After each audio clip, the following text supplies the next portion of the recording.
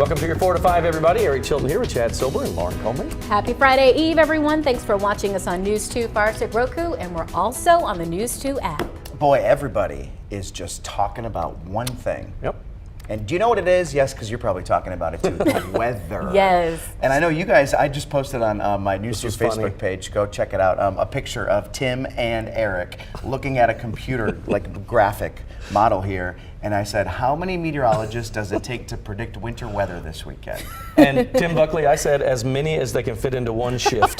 That was my answer. I'm not going to read the comments. Right. I bet they're going off. There. We do have to talk about your weekend weather, everybody, and kind of the main take-home point for most of us here in the Triad is that we're going to see a lot of chilly rain. That is what we're expecting for Sunday for most of us. However, there is a chance that snow could mix in from time to time, but I think your chances of making a snowman or anything fun are pretty darn low, at least for most of us. Let me show you what's going on. Of course, you know it's really warm outside at the moment. We have clouds around the area. Hardly a chance of a shower for tonight or even for tomorrow. We're trending pretty dry over the next couple of days, but this little front is kind of stalling out in our area, and this is going to serve as a highway for storms to travel over the next couple of days. So tomorrow's storm system, it's not that strong and it mostly stays to our south and east. We'll be in the 50s for Friday, no issues. Saturday too is also trending drier. It'll be cooler in the 40s to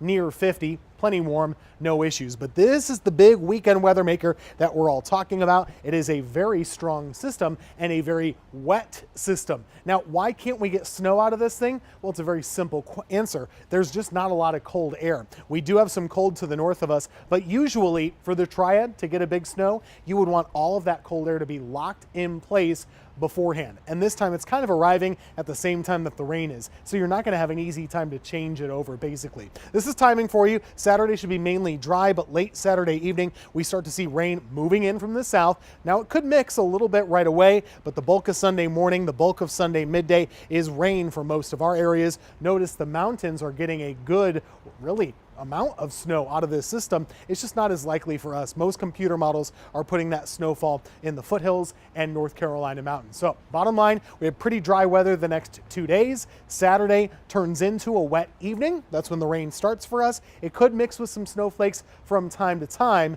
but the best chance for accumulating snow, that's going to be in the North Carolina mountains and parts of the foothills. We'll keep you posted with that forecast every step of the way throughout the newscast tonight and the next couple of days.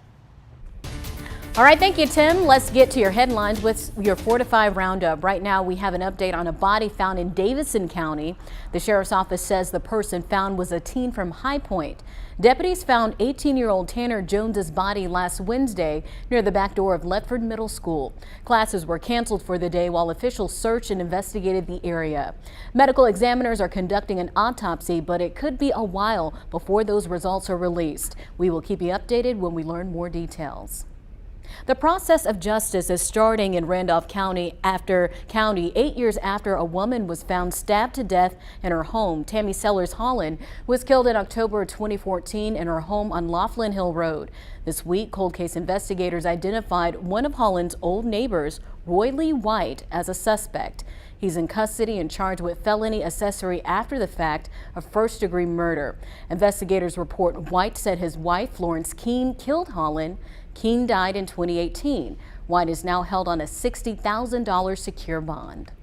Forsyth County deputies are trying to figure out how and why someone was murdered last night in Clemens. Deputies responded to Western Villa Drive where they found a body.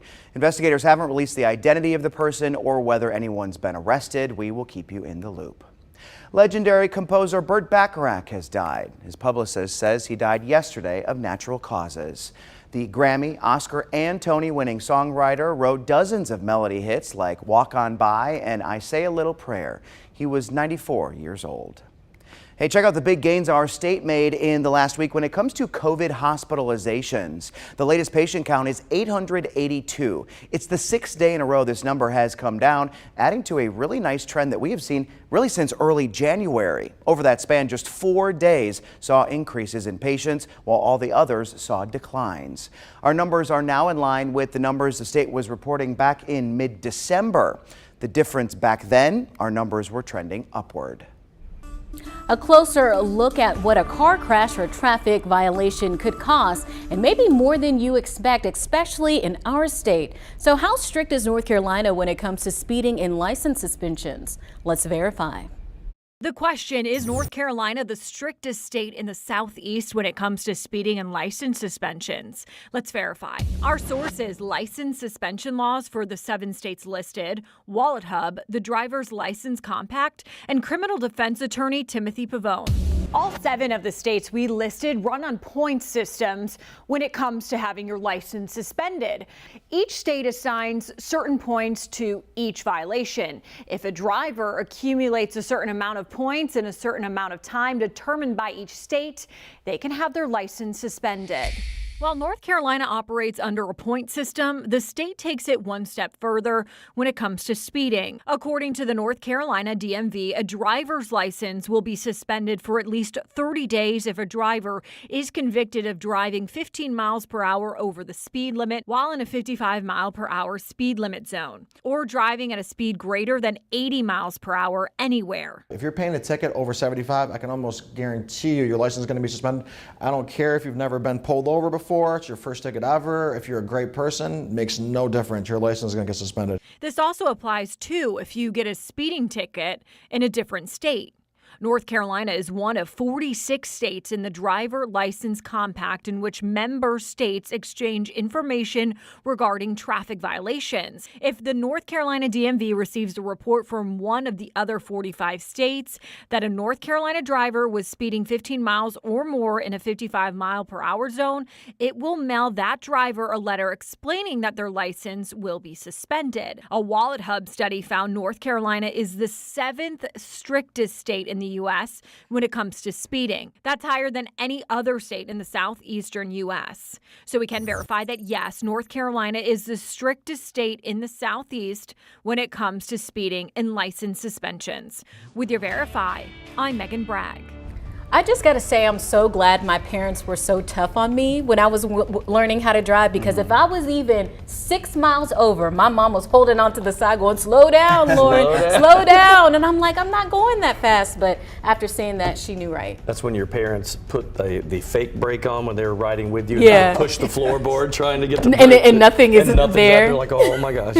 I didn't know we were that tough on it. I'm not a big speeder, so I will set my cruise for a certain number over the speed limit, but it's not much. But some of my friends are 15, 20 miles over the speed limit on the highway. I saw a meme that said the speed limit is not a recommendation, it's a requirement, because I have friends who are like, you can drive 10 and 12 over, and my mom says, stop listening to them. That is not true. I've never gotten a speeding ticket. Ever? Ever. That deserves a round. Let's give Chad a round of applause. That is impressive. Thank you.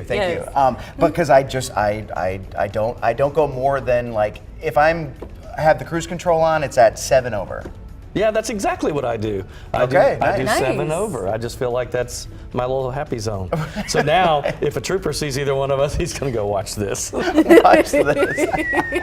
Oh, you thought you could do 2 over? I heard you I say got you. 7 over, TV boy. All right, we'll be right back.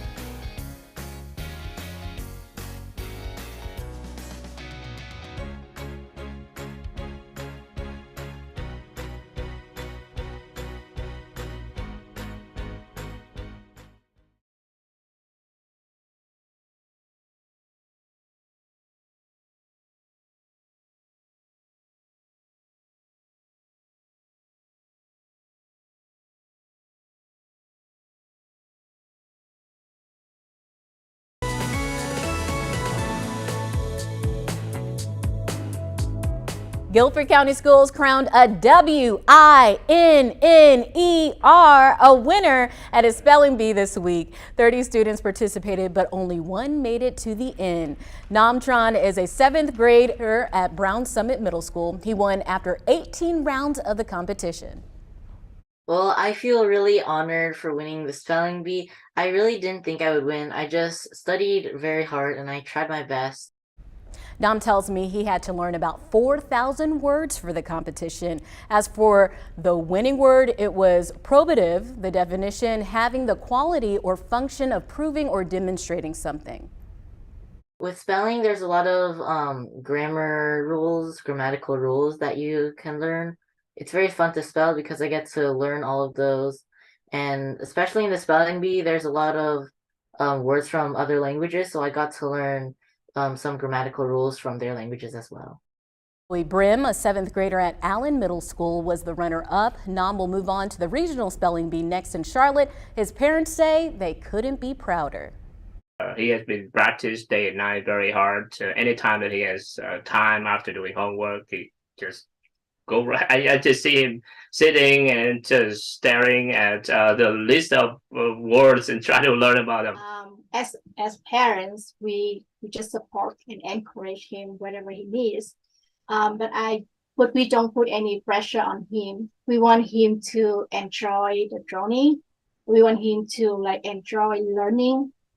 When Nam isn't studying his words, he enjoys playing piano, chess, and listening to and dancing to K-pop.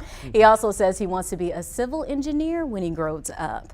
So a lot of words there, 4,000 words to learn. Gosh. And out of those 4,000, he told me that his favorite word was sluggard, which means a sluggish person, but he says it's a fun word to say. A sluggard. Sluggard. Never heard of that. I'm a horrible speller. Okay. Horrible. Always was. You know, if it wasn't for a spell check in our computers, I'd be in trouble. Yeah, it's one of the things that my teachers used to say. It was literally, I had great grades growing up. That was my worst. But they say that about broadcasters, that we're not good spellers, and that's why we Really? go into Well, that makes broadcasting. sense, There's then. a saying about that. I really like watching the national spelling bee or whatever Yeah. it is, because you see the kids take their little name plate or whatever is around their neck and they'll draw with their hand. Oh, yeah, like to they're spell writing it. the word out before they say it so they can visualize it. It makes sense because I feel like it's harder for me to just spell on top of my head. I'm like, I need to write it down first. So that's a Right. good method for sure. That's so Some cute. of They're those- so smart. Gosh, they're Well, so congrats to him. Yes, Yeah, very good. absolutely. And good luck in the next round. All right, how much can you really get by your kids? Experts say children understand your white lies or excuses actually much earlier than you might think. Let's connect the dots. Are all excuses bad excuses? Let's connect the dots. The average American makes nearly 2,200 excuses a year. That's about 6 a day. But if you've forgotten to do something for your kid and you're looking for an excuse, be careful of what you say next.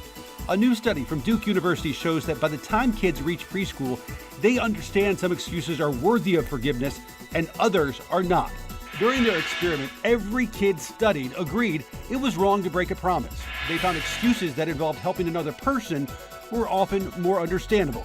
On the flip side, experts say adding a selfish excuse is just as bad as no excuse at all. One of the Duke scientists told Science Today their study shows kids do pay attention to what we're saying and that morals are set at an early age. And that is connecting the dots. Just reading that, lying to your children on the screen right there is unnerving, because when they are little, you think, oh, well, you know, we'll do that later, and then you do something else. And it may not be a lie, but it turns out that way if you get too busy. And they don't forget those things as they get older. I think and he had said like preschool or, you know, toddler, that kind of thing, they forget. But as your kid get older, if you keep doing that, it breaks trust between them and you. And my wife probably taught me that more than anyone. She said, don't ever say, yes, we will do the same. Maybe, let's wait and figure it out. Don't ever say yes, because if you say yes, you have to do it. They will hold on to it. They don't forget that. And it comes back to, I can't believe you.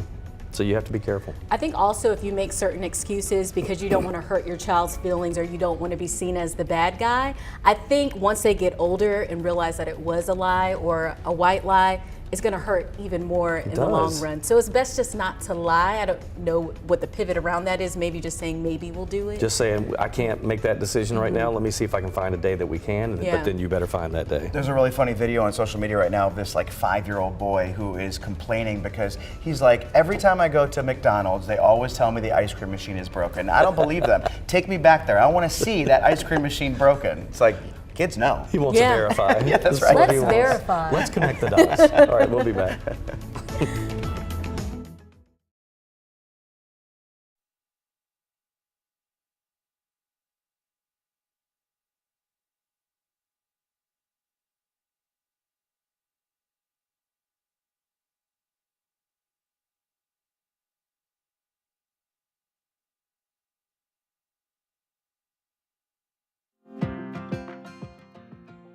Five, 6, 7, 8, 9, 10. It would help if I turned it on. 1, 2, 3. That would help. Okay, perfect. All right.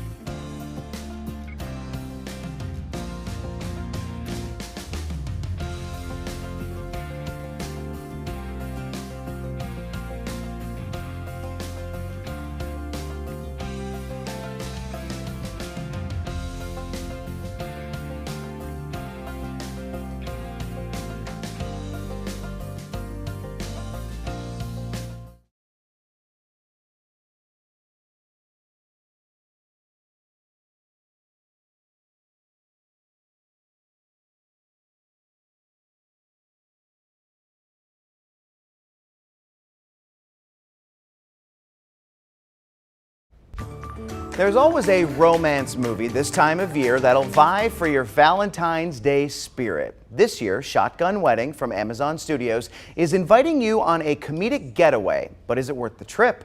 Our movie critic Manning Franks took the plunge.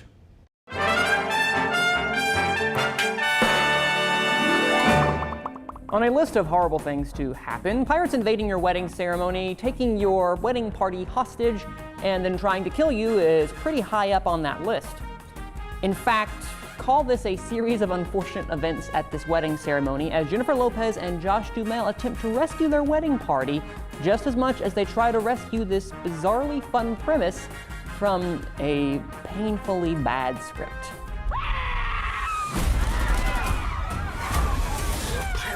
Outside, they took everybody hostage. In Shotgun Wedding, Jennifer Lopez and Josh Duhamel star as soon-to-be wedded couple Darcy and Tom as they prepare for their exotic destination wedding in the Philippines with all their friends and family. I've been looking forward to this moment ever since baby Tommy was cut out of my abdomen. Cheers, everybody! However, just as the day of the wedding is about to commence, their entire wedding party becomes hostages to money-hungry pirates. Now on their own, Darcy and Tom must use this day to put a stop to these uninvited wedding crashers. Till Death Do You Part is given new meaning as Shotgun Wedding attempts to have its cake and eat it too. It takes its refreshingly funny premise and runs it into the ground with tired jokes and inexplicable twists that will undoubtedly prompt the largest of eye rolls with audiences. Even its comically sweet moments come across as painfully forced without any real emotional weight. The entire movie feels like it was an excuse to film a silly comedy on an exotic island, which would be fine if it wasn't so brazenly uninteresting. A film cannot be saved by premise alone, so it absolutely helps that stars Lopez and Duhamel commit 100% to the film and are excellent centerpieces to an otherwise white noise-inducing film. In addition, Jennifer Coolidge, unsurprisingly, has an incredibly hilarious supporting turn as Darcy's eccentric mother-in-law. Robert, they're calling you. Thanks a lot, Carol. Sadly, these eccentricities are few and far between as she, like many of these other supporting players, fall prey to bland and predictable jokes that make this film one to skip this Valentine's Day season. Jennifer Lopez is no stranger to a good rom-com. However, with this season of love right around the corner, your time might best be served watching Made in Manhattan or even last year's Marry Me, which got a 2 approved here on this show. Although I'm sorry to report, Shotgun Wedding is a movie to avoid. You can stream it only on Amazon Prime. You may say it's to avoid, but J-Lo looks great. Well, now that's true. I mean, yes, but that's not what I'm reviewing here today. I'm not reviewing that's that. That's not reviewable, actually. It's a movie today. Yes. And no, yeah, it's not great. You said I made a face at the end about J-Lo. You did. You went. If you look back, actually, if you look back at her filmography, I was thinking there's some great ones. Like I'm partial to Made in Manhattan, and as I said, Marry Me last year, which I gave a 2 approved. I gave Marry Me a 2 approved. Let the record state. This one is not up to par at all. So it's not a wedding planner movie. Disappointing to me is when I saw that cast. I love that, especially when they threw in Lenny Kravitz out of the blue, and that made me think, okay, maybe. But hearing your he is wasted in this film, Lenny Kravitz. Wow. Just so the record is stated. It's always sad when you have such strong actors, but if the script is not there, that's right. it doesn't That's right. matter how strong they are individually, they can't save it. I guess probably the silver lining is that it's on Amazon, so you don't have to spend $20 in the movie theater to see it. You can just watch it if you're looking for something lame to watch. Something on a Sunday night, Sunday mindless. afternoon, folding laundry. It is a mindless movie if you have nothing else to do and you want to see, you know what, a romantic comedy that I can get a couple of good chuckles out of. I don't think I've ever seen you do a 2 to avoid. Have you This done might be that? your second one. Remember that Pinocchio one back in the Disney one? Yeah. That's the only 2, though. Only 2 I so will far. say, I like his little shade when he goes in. I don't do it often. You got to be honest. I mean, you have to got to be honest about it. That's right. All right, we'll take a break. We'll be back.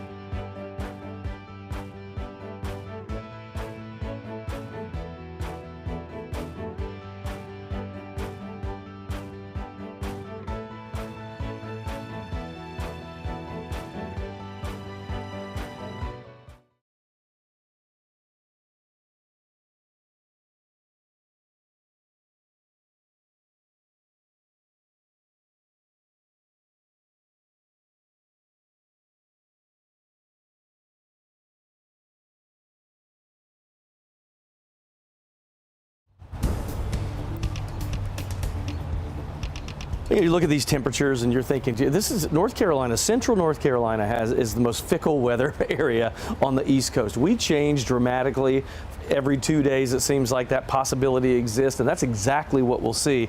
From these readings in the 70s in some parts of our viewing area, southern parts, low 70s, to the upper 60s as you head through the triad, those temperatures going from that down into the possibility of just being in the 30s for highs on Sunday, maybe even an even 40 for some of you in southern Piedmont. Winds today, you can tell the frontal system is getting a little bit closer to us. They've been out of the south for the most part, 5 to 10, maybe up to 15, but the wind gusts today have been fairly high at times, 20 to 30 mile per hour wind gusts. Boone with a reading of 33 miles per hour. Those are maximum wind gusts for today, so technically since midnight last night. The winds continuing with us the overnight, but at least we're seeing, now we do see a chance of a stray shower. Winds could gust up to 25 or 30 miles per hour, but 53 will be that very mild low. In fact, that's warmer than our normal high temperature this time of the year.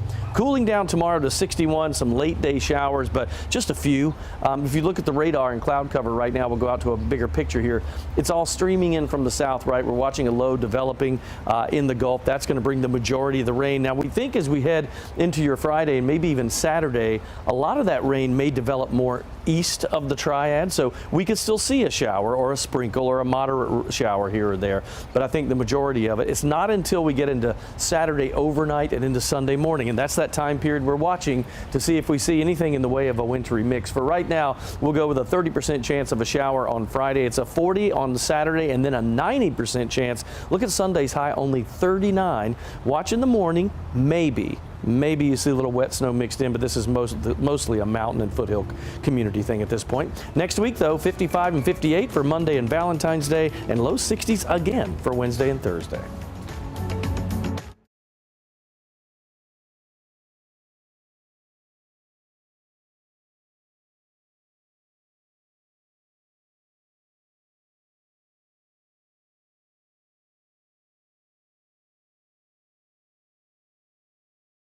And all those diamonds raining down, because I think that'd be really cool. But my favorite song is probably She's Stay. doing a video it's for just social. moody and it's cool, and I love to hear her voice sing it. 1, 2, 3, 4, 5, 6. Tommy boy, can y'all hear me today? Can we? All right.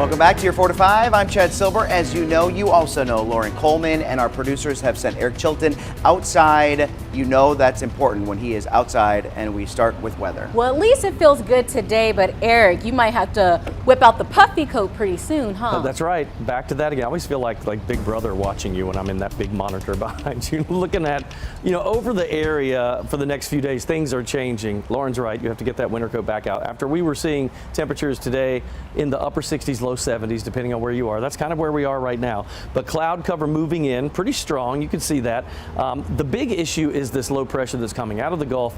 It'll be working its way up closer to us. The question is there enough cold air that can come in behind that front, kind of wrap around the low pressure as it works its way north and pull that colder air down from the north to catch up with the moisture and change it over to something frozen. Now, for mountain and foothill communities, that's probably likely, but not so much for the Triad. We'll keep an eye. We are on the edge, right? Aren't we always? That's the way it is. But you notice a lot of this rain for your Friday and even Saturday, a lot of it stays south and east of us, but as that low gets closer and treks right up over us, we do have a high pressure to the north, and we're just watching and waiting to see how much of that cold air starts to wrap back around. If you look at it from a futurecast standpoint, and you can see the timestamp there, I mean, as we get into the late night, overnight Saturday, some of the models do show maybe a little snow mixed in with rain for us, and then it lifts to the north back to the southwest mountains. So if you go Asheville and that point all the way back down to the south there and west, they may see a decent amount of snow, maybe several inches of snow.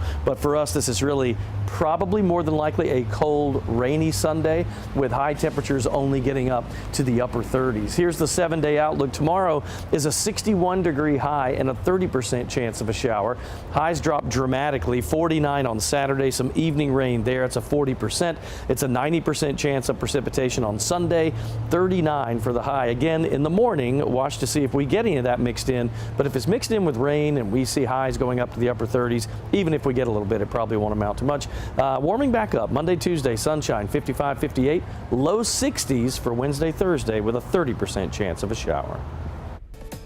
As the countdown to Super Bowl 57 continues, one Reedsville couple is on the way to join the fun. And WFMY News 2's Jalen Gilkey met them today before they boarded the plane to Arizona.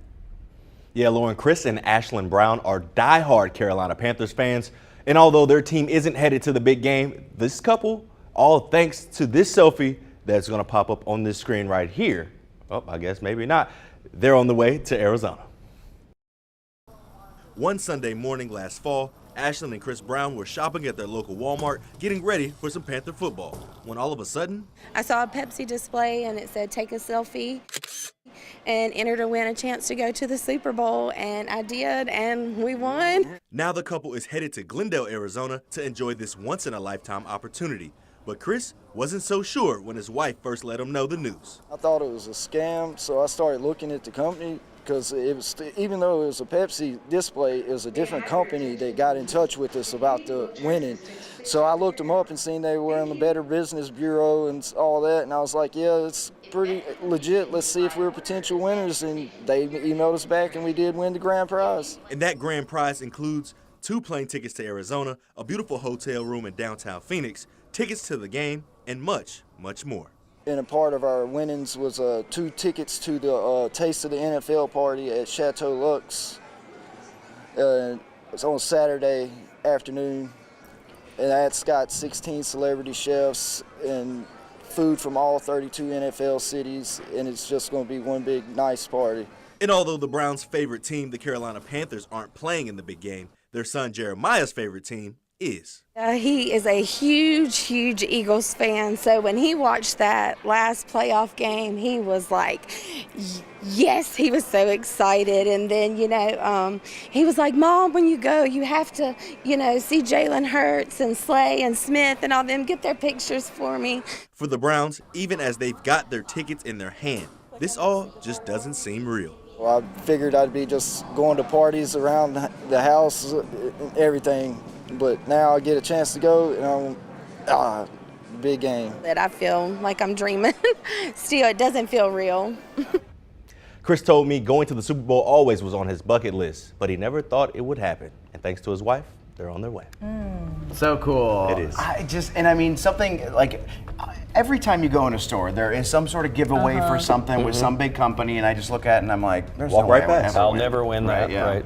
And when you see these stories, you're like, maybe I need Maybe I should have. to join. I really like how she even said she looked at the BBB to make sure it was real, because a lot of people don't actually total do scam. that. Yes. But she was being serious about She's that. been listening to Tanya Yeah, Rivera. she has. That's what I was thinking. I've lived in a city where the Super Bowl was being held before, and to see the parties on the periphery of the Super Bowl are incredible. Wow. I mean, like networks, like TV networks having parties and all this. That's cool, but I've never been in to see a game, and that is bucket list for me as well.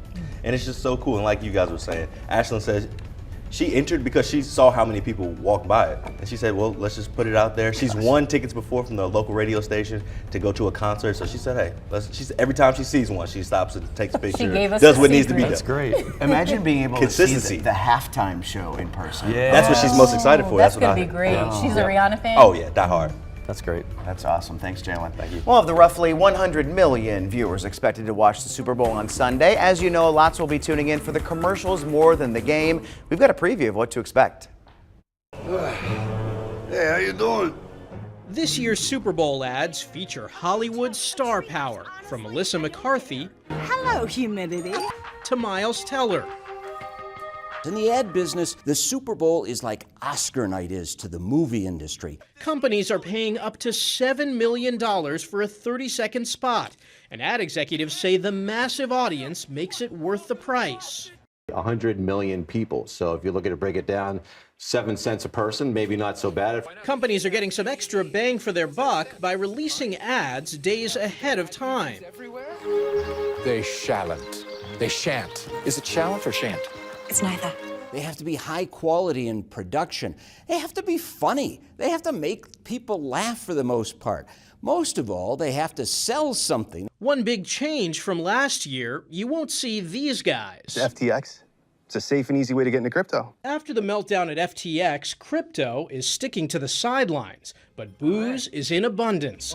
Heineken and Crown Royal are making a play this year, with Budweiser just targeting select local markets. One fruit that can alter history with one small bite. And avocados from Mexico make an appearance. And what might have happened if Eve took a bite of avocado instead of the forbidden fruit? Competition off the field for advertising's biggest winner. Michael George, CBS News, New York. I can't wait. I love. I do too. Yeah, I mean, just some of the, and it's funny because either it hits or it really misses. Yes. It really misses. We were just talking about how some of the commercials back in the day used to be super funny, and then the last couple of years, some of them, you know, they were okay. Yeah. Some of them are heartwarming. Like I know, especially not too long after 9/11, I remember the Budweiser Clydesdales did that kneel in New York, and that was really, it was a moving commercial. Not what you normally would see in a Super Bowl ad. I'm always looking forward to the Doritos commercial. Yes, Doritos never misses on Super Bowl True, Sunday. true. My favorite Doritos commercial of all time was the little boy when he was playing the game, and I guess his mom's boyfriend walked in. He smacked the fire out of him. Oh, and what he say? Keep your hands off my mama. Keep your hands off my Doritos. That's the greatest I'm gonna have to commercial go on ever. YouTube and watch that one. All time. There's one this year to look for if you're a Breaking Bad fan. The one with Aaron Paul and Bryan Cranston is hilarious, and they're back in their roles of Walt and Jesse, and it's funny. I've already seen it. It's out I there. love when they take old TV shows or old movies or something. Not saying that one's old, but like Clueless, like at the end, or Silverstone. Bridgerton was in there. Bridgerton. Yeah, I'm looking forward to that. All right, well, we're going to move on to some other news. It's a busy night for Guilford County schools with meetings aimed at bettering the district, helping parents forge new career paths, and make a smooth transition for students heading to a new school this fall. Superintendent Dr. Whitney Oakley continues her Better Together listening meetings tonight at 5:30 with students and parents at Northern High School. The district is also hosting a virtual meeting for parents who want to land a job in IT. GCS partnered with CompTIA to host a 12-week training. Those with questions can attend the virtual info session tonight at 5:30. And finally, the Guilford County the Guilford Parent Academy and district counselors will host a meeting for parents who have students starting the 6th grade this fall. The meeting will help with registration and advise families on the elementary to middle school transition. Tonight's meeting is happening at 6 p.m. online. You can register on GCS's website. Tonight, Guilford County Schools will honor the 26 students who took part in the sit-in movement in 1960. Students from Penn Griffin School for the Arts were the first high schoolers to join the demonstrations. As you know, the protest grew nationwide after beginning in Greensboro. Tonight at 7, the school will show presentations from all of its arts programs inspired by the movement. You know, Black History Month is knowing about pivotal times in history, and it's also knowing about your personal family history. And while you may know a lot of your extended family, you can't take for granted you know how all the generations are connected. There's an assumption that everyone knows everyone, but oftentimes you've heard them by their nicknames and you've known them all your life, but you may not quite know how everyone is connected. And so, yes, the genealogy research does allow us to connect those dots and connect those family members, and it gets very detailed and extensive, but it does give you a better understanding of who you are. The Afro-American Historical and Genealogical Society of North Carolina is hosting the Black History Month Genealogy Conference.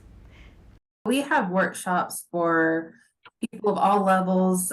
We have introductory 101 type genealogy workshops to if you're looking for slave records. We are open to a wide range of people in their research.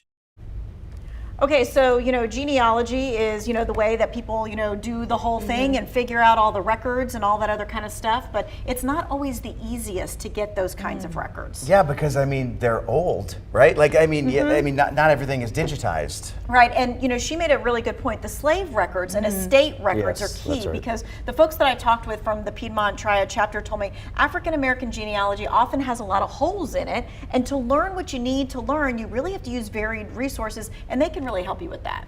I think genealogy is fascinating, but there are. You're right. That's a common thing when I like the PBS show Finding Your Roots. You know, when they go back and do that, and when they have a black person on there, that host will always say, we have to go about this in a different way because the records were different. They would come up with names for people, create names out of nothing, and so they have to really do it's an extra work to get that answer. That's something I've always wanted to do, to just kind of connect the dots and find out where my ancestors came from overseas in Africa. Because I am aware of both of my parents are from South Carolina. My dad is more from the Geechee side, and I want to learn more about that side as well. But you know, the papers and everything like that. I do have an uncle that's been working to try to connect the dots on my mom's side of the family. Should do a story on that. Well, whether you're brand new to genealogy or whether you're like tried and true, you can go. There's a conference this Saturday, and it's at the Embassy Suites in Greensboro. It's from 8 until 5. They have 16 different workshops throughout that day. It's only $20, right? So go take. You know, you don't even have to take a laptop or anything. They're going to have speakers, they're going to have handouts, all that kind of stuff. And if you're thinking to yourself, you know what, I just don't know if I can hang with all the genealogy people, let me leave you with one more thought from our chapter members. When you are researching your family, it's often difficult to find family members if you don't know how to search, if you don't know how to look. And with it being Black History Month, this is about our identity. You search the records to learn who you are and where you have come from.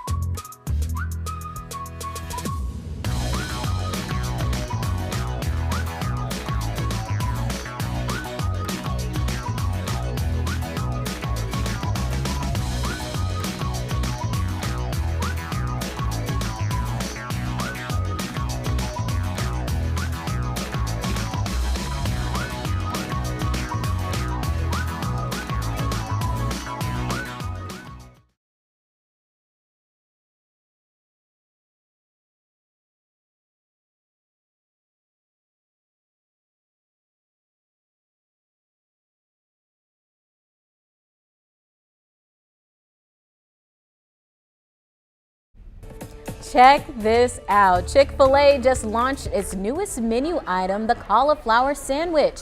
It will only be in a few locations in the country to get customer opinions. Their first ever plant-based sandwich is available in Greensboro for a short time. The sandwich is basically a chicken sandwich, but cauliflower instead of actual chicken to include customers who eat plant-based in on the fun. Well, I mean, talk about leaving people in suspense. We didn't even have a picture of the chicken. Of the cauliflower. Of the cauliflower. The But fake chicken. I will say it does look like a chicken breast. It does. Just a little like poofier around the edges. So I saw it at the Pisgah Church Chick-fil-A, and I saw it on the menu, and I went, when did that come? Yeah. So that's the first time I heard of it. So they're actually selling them right now, and there are only 3 markets in the country. It's Denver, Colorado, Charleston, South Carolina, and Okay. us. Wow. So those are the 3 test markets for this. I'm definitely going to try this, but my thing about plant-based is if you're going to eat it, don't go into it thinking it's going to taste like a Chick-fil-A sandwich. Just appreciate it for what it is. And it's if not, that you makes brought up a sense. great point. That doesn't mean it's necessarily all that healthy. Healthy. It's just to have another option for Yeah. folks who don't eat chicken 'Cause or it's don't fried. eat meat. Because it's fried. Yeah. But yeah, just don't go into it thinking it's going to taste like the actual chicken But sandwich. like you said, I mean, put some Chick-fil-A sauce on Yes, anything. some right. Polynesian That's right. sauce. Yes. I You'll will good be to curious go. to see how the nutrition facts are Yeah. different from like the chicken, right? Because, you know, and you keep hearing about like these plant-based burgers that are actually kind of worse for you or Yeah. just as bad as like a hamburger. So I'm curious to see how this one is. All right, I'm going to try it. I'm going to try it Absolutely. too. Let's see. With All right, extra Chick-fil-A Polynesian on that. sauce. We'll be back.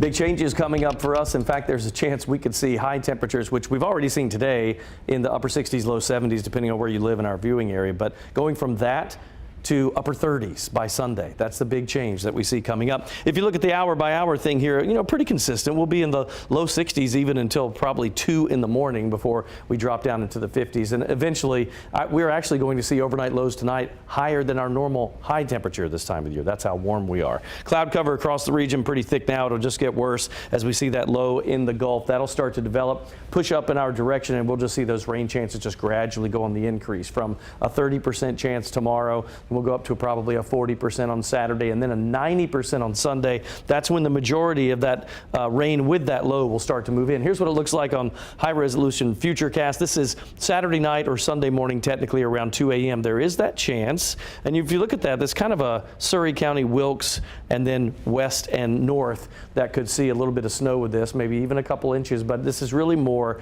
of a mountain and foothills situation. If we get something at this point, and it could change, but at this point, we're thinking there's just not enough cold air across the Tri to do anything big, but you might see a few wet snowflakes mixed in, especially toward the end of this situation. Let's go ahead and skip to our 7 days so we can show you all this. High temperature at 61 for your Friday, a slight chance of a shower, not a big one there. 40% on Saturday, that'll be evening shower if we get it at all. 49 the high, the cold high Sunday, 39 degrees. It's just a cold, rainy day. Monday, Tuesday, clearing out, warming up above normal, 55 and 58 for Monday and Valentine's Day. And then Wednesday, Thursday rather, a 30% chance of a shower, and highs again 10 degrees above normal in the lower 60s.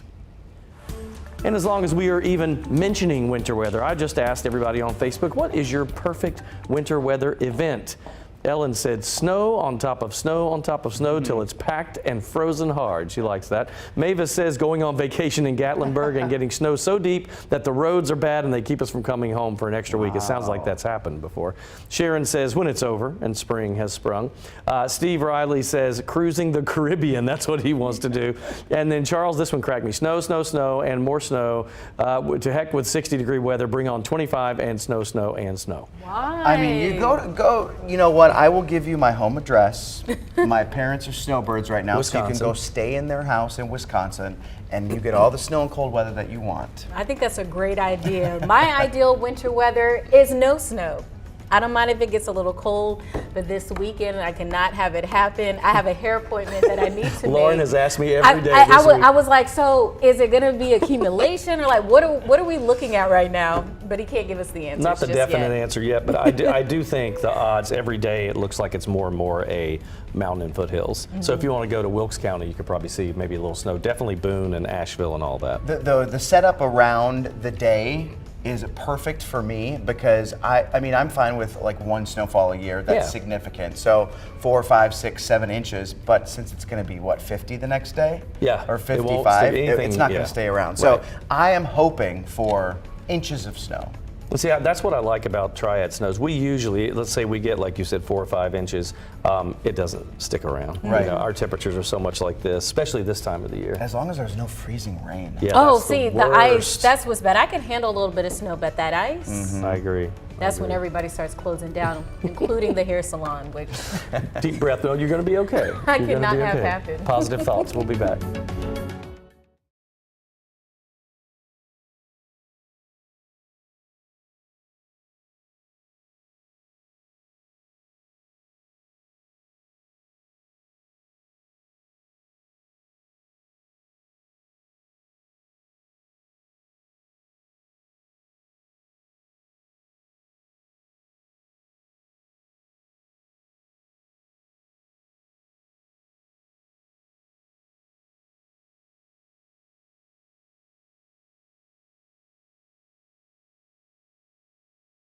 Can we be friends? Why can't we?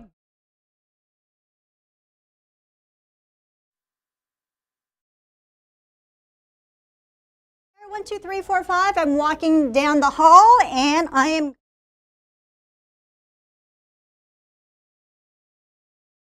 an Oreo cookie. They forever go together.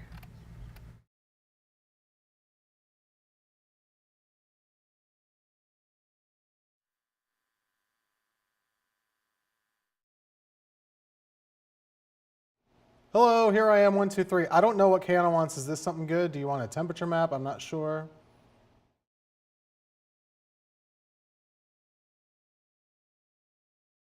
Thank you, sir. Mic check. Mic check, 1, 2, 3, 4, 5, 6, 7, 8, 9, 10, 1, 2, 3.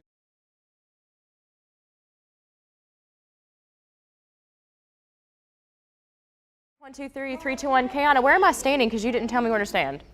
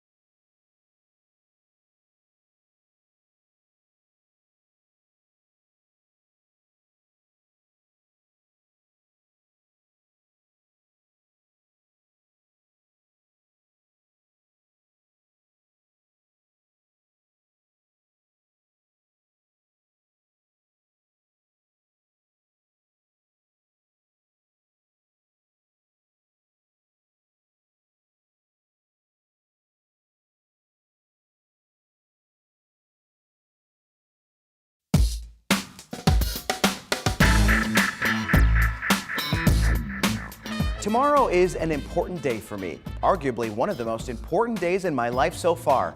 I'm closing on my first townhouse, a piece of property to call my own. Up until this point, I've only rented. It's wild thinking about how much money I've spent on rent over the years. No need to tell me I'm late to the party. Yes, I know many people at my age have purchased a home by now. I like to think it just hadn't been the right time for me. I'm really excited about this new venture. It's an opportunity for me to bury some of those roots deeper into the ground, but also a way to invest in something. If you have any advice for me, feel free to share it on my News 2 Facebook page. In the meantime, I'm going to research the best ways to get in good with my new neighbors. That's just my 2 cents. And your 4 to 5. WFMY News 2 at 5 starts right now.